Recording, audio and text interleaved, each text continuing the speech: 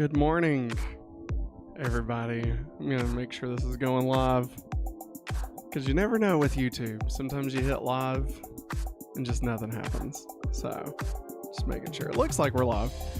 Hey, this is a new thing I'm wanting to try.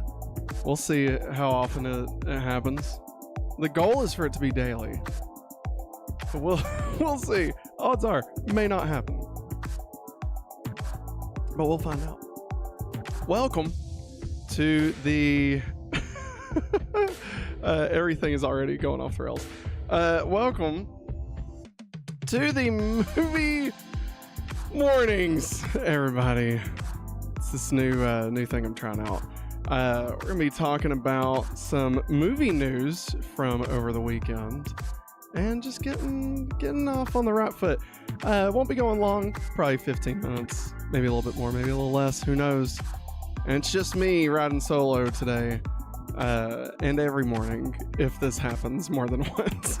So, everybody, hope you're having a great morning already. Hope you got your cup of coffee. I hope you're ready to roll, because we're going to talk a little bit about some news. So, of course, it's Monday, which means we've got some box office news to go over. We've got some fun things. So, this morning, box office news. This is from Variety. Dwayne Johnson's $250 million budgeted Red One debuts to chilly $34 million. That I love puns. From Rebecca Rubin over on Variety. Red One, a Christmas set comedy starring Dwayne "The Rock" Johnson as Santa's head of security, unwrapped a soft $34.1 million from 4,000 North American theaters in its box office debut. Those ticket sales were enough to top the domestic box office, ending the 3-week reign of Venom: The Last Dance. I had no idea Venom was doing so well. That's disheartening, honestly. No, I'm joking. Venom, it was, I think that's all I'm going to say about Venom. Just wasn't my cup of tea. However, the Amazon MGM film cost $250 million before accounting for global marketing efforts of roughly $100 million. So Red One is bound to spark yet another debate about what qualifies as success at a time when streaming services are scrambling traditional business models. Case in point, Joker: Folie à Deux, which was released by Warner Brothers, was instantly labeled a flop at $37 million to start against a $200 million budget. But last year's Killers of the Flower Moon from Apple director Martin Scorsese was categorized more favorably after opening to $23 million despite similarly huge production. So Red One didn't do gangbusters. I'll be honest, I wasn't really looking forward to Red One. It I don't know, it just looks kind of, I don't know, kind of boring, kind of fake, like a Disney Channel original movie that unfortunately, or not unfortunately, but accidentally got like $200 million. And they're like, oh crap, we only wanted like $10 million to film this with a couple of kids from Even Stevens or something. So I don't know, I wasn't really looking forward to it. And apparently not many other people were, because it only made $34 million. But let's see here. The production cost was an estimated $250 million, says David A. Gross, who runs the movie consulting firm Franchise Entertainment Research. The opening is not a disaster, but it's not enough against, just reloaded the page, but it's not enough against, you gotta love going live and things just not going the way they're supposed to. It's all good. Streaming Red One will need to play in theaters through the holiday season to justify its massive price tag. Critics dislike the movie. It holds a 33% on Rotten Tomatoes. The opening is not a disaster, but it's not enough against $250 million before marketing and distribution. A film like this should not have been made for more than $150 million. I think I agree with that. We have to see how this plays into the holidays. We have big competition coming behind us. That's no secret, says Amazon's MGM's head of theatrical distribution. Wicked and Gladiator 2 and Moana 2 all release in the next couple of weeks, but we offer something a little different than those movies. That's right, you offer something not as good, probably. How are we feeling about Gladiator 2, by the way? This is just a side tangent here. I'm just curious how everybody's feeling about Gladiator 2. I'm not... Like, I'll probably watch it at some point. I don't think I'm going to go to the theaters and watch it. I'm more of a Wicked person. And Moana 2, of course. I'll be doing that. So maybe if nothing else comes out after Wicked and Moana 2, possibly the next weekend after that, I might go watch Gladiator 2. If it's good. We'll find out. In a distant second place, Venom 3 added an additional $7.3 million from 3,421 theaters in its fourth weekend of release. So far, the third and final entry in Sony's Tom Hardy-led symbiote saga has generated $127.6 million at the domestic box office and $436.1 million globally. That's a lot. The Last Dance is still trailing its franchise predecessors, 2018's Venom, which made $856 million globally, and 2021's Let There Be Carnage, which made $506 million worldwide. That's crazy. Let There Be Carnage was not good. That was not a good movie, and I am shocked that it made $500 million. That's insane to me. Lionsgate Family Friendly, the best Christmas pageant ever, secured the number 3 spot with $5.4 million from 3,020 venues, declining 50% from its debut. After 2 weekends on the big screen, the feel-good holiday film has grossed $19.9 million in North America. A24's horror film Heretic dropped to 4th place with $5.16 million from 3,000 screens, also dipping about 50% from its opening weekend. Universal and DreamWorks Animation The Wild Robot rounded out the top 5 with $4.3 million, and with Red One failing to bring the holiday cheer overall, domestic box office revenues remained down more than 11% from 2023 and nearly 27% from 2019. Paramount's Gladiator 2, and Universal's Wicked, and Disney's Moana land on the big screen over the next 2 weekends. The 1-2 punch of Wicked and Gladiator 2 are poised to deliver, along with Moana 2, one of the biggest Thanksgiving periods in box office history. I agree. So, I mean, like right now, that's not really... It sounds like it's bad comparatively to last year, but I feel like Wicked's gonna be huge. Gladiator 2 is gonna be huge. I mean, maybe not as huge, but it's gonna do good. And then, I mean, Moana 2, I'm assuming will be pretty big. Moana seems to be one of those favorite movies of the past few years for Disney kids. I really enjoyed Moana, so I'm excited to see a Moana 2. Even though this Moana 2 kind of started off as a Disney Plus series, and then they just kind of shrunk it and condensed it into a movie. So we'll see if the quality stands up, obviously. But I believe Wicked alone is gonna just raise the bar as far as box office comparatively to last year. I feel like that's gonna do enough to make this a successful year at the box office. I don't know. What do you think? Am I overhyping Wicked? Let me know in the comments. I'd love to know what you all think about that. So go into movie story 2 right after we take a sip of this nice coffee from our hopefully awesome mug, which you can get in the shop right below this video. That was a plug. Oh, so good. All right, so another piece of news that came out.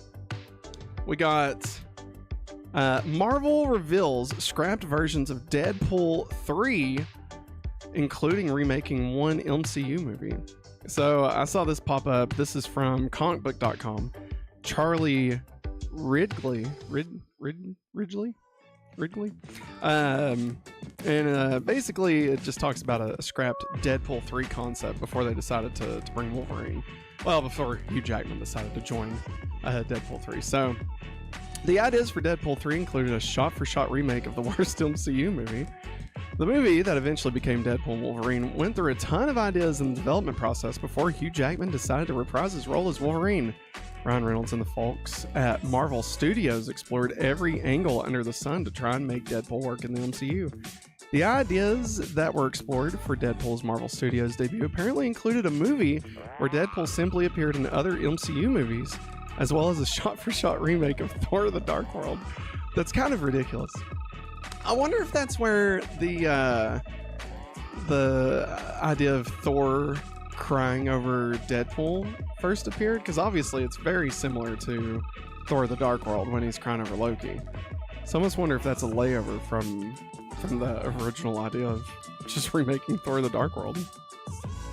That was not a typo. Deadpool and Wolverine executive producer revealed in the Disney Plus documentary Assembled, the making of Deadpool and Wolverine, that the second Thor film was the basis for one of the main ideas pitched for the new Deadpool. Because of Deadpool 1 and 2, the expectations are just high, and we just want to keep one-upping everything we do. And I think that was proven in part of the early development process. I think Ryan hadn't 19 to 20 ideas throwing everything at the wall. I was going through my notes the other day looking at stuff. We had some crazy ideas. At one point, we talked about a frame-for-frame remake of Thor 2 up until the midpoint with Deadpool in it, and then it would go to another place. We had Deadpool's deleted scenes extravaganza. We were going to try and show that he was in the MCU the whole time. You just didn't see his scenes because they were all on the cutting room floor. We were really trying to figure out what was the reason for this movie to be. So there was an idea for Deadpool to have his own Thor: The Dark World experience. Also in the new edition of Assembled, Reynolds talked about a few of the pitch ideas he sent to Marvel, which included an ultra low budget indie type dramedy starring Wade Wilson in a Deadpool suit. I pitched them a Sundance movie, Reynolds said. Not kidding, like a $4 million budget Marvel movie with no action, but a Deadpool suit. I pitched them mid-sized, big, small, all kinds of stuff.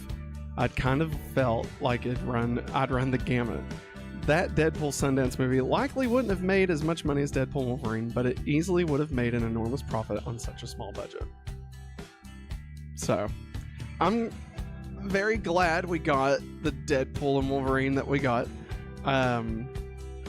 Although I don't know, I think I would have really enjoyed the Thor: Dark World remake for the first half.